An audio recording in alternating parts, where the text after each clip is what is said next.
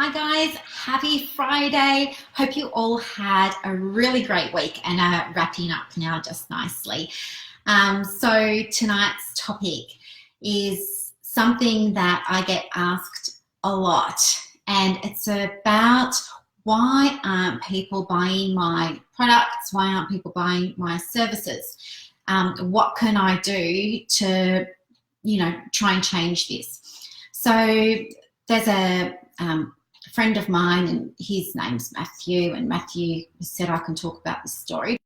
Matthew really loves to make wooden furniture, and he goes around and he gets all the pallets and he gets the recycled wood, and he spends hours and hours like stripping it back and turning it into something really beautiful, and he sands it back and he puts oil all over it, and he takes it down to the markets, and he stands there at the market, and he's really a shy person as well, and he's trying to sell his stuff, but no one's buying it.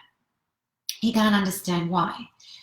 He goes for a walk around the market and he sees that there are other people there and they're selling similar products, but their products are mass produced, and they're selling wooden carved bowls, wooden tables, all of that sort of stuff, mass produced stuff, and they're out there and they're talking it up, and people can't buy it fast enough, and he's charging like 3 or 4 times the price that Matthew does. So Matthew's come along and he said, you do work with law of attraction. I give up. I need something else to try and help me figure this out.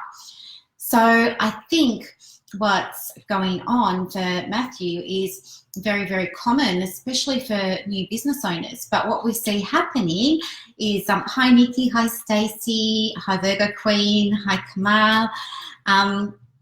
What we see happening is, it's law of attraction 101, like attracts like. Matthew doesn't have much confidence in himself. Matthew doesn't feel like he's worthy of money. He didn't have a fantastic upbringing. He didn't learn good lessons around money. He didn't have much money growing up. He feels bad asking for money. He doesn't want people to not be able to afford things. So when people come and they ask him how much his stuff is, he doesn't have an idea in mind of what he wants to sell it for.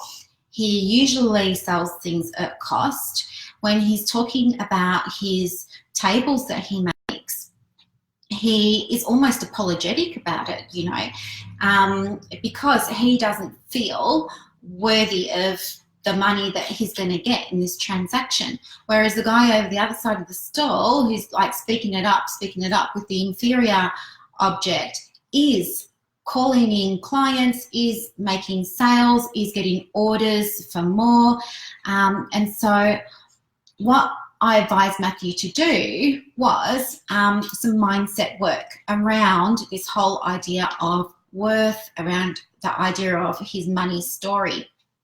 Anyway, one of the other things that he experienced was difficulty going around to stores, because he wants other stores to be able to sell some of the things that he makes, but he feels very uncomfortable going and talking about the value of the things that he's actually selling. And it's a real problem because he knows that he's got a superior product. He knows that it's a lot of love and care and thought that's gone into it. He knows it's a lot of man hours that's gone into it, but he's not even breaking even at the moment. So if Matthew can work on his mindset, if Matthew can start to feel worthy of being remunerated for the work that he does, if Matthew can feel like he is a person of value and that he is a person that's worthy, then he'll be able to project that out. Like attracts like, guys. So if you're feeling like you're inferior, if you're feeling like your product is inferior, if you're feeling like your service is inferior, you're going to convey that message of inferiority or lack of value to anybody that's potentially going to buy whatever it is that you're selling. Okay. Now, if you went up to somebody and you were interested in something that they had to sell, and you asked them how much it was, and they were behaving in a way that was unapologetic, or they were talking with you in a way that demonstrated to you that they didn't feel that their product was worthy, would you want to buy it? I wouldn't. But if you go up to somebody and they absolutely believe in what they're doing, and they believe that there's value, and they believe that it's worth the investment, and they feel themselves that they're worthy and they're worth the investment, then that's what they'll project out, and that's what they'll get back. Just like this guy over there is doing with the inferior products.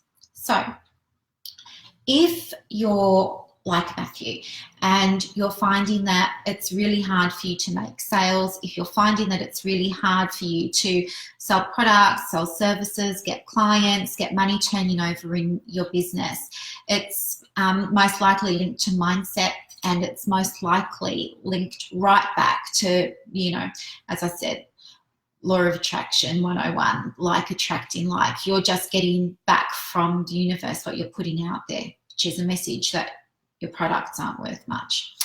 So you can easy change it. If you want a hand, let me know, send me a private message. If you're interested in learning more about a Law of Attraction and manifestation, you might want to come along to my free 5-day challenge where we're going to be manifesting money. Of course, it's not just limited to that. If you want to manifest something else, go for it. I'll help you. It starts in 2 or 3 days. It's on the 17th of September. If you want more information, send me a message and I'll get a link over to you. Have an amazing night. Give me some comments if there's something that you'd like to hear more about when it comes to business and Law of Attraction. I'll be most happy to help you. Have a lovely night, guys. See you tomorrow. Bye.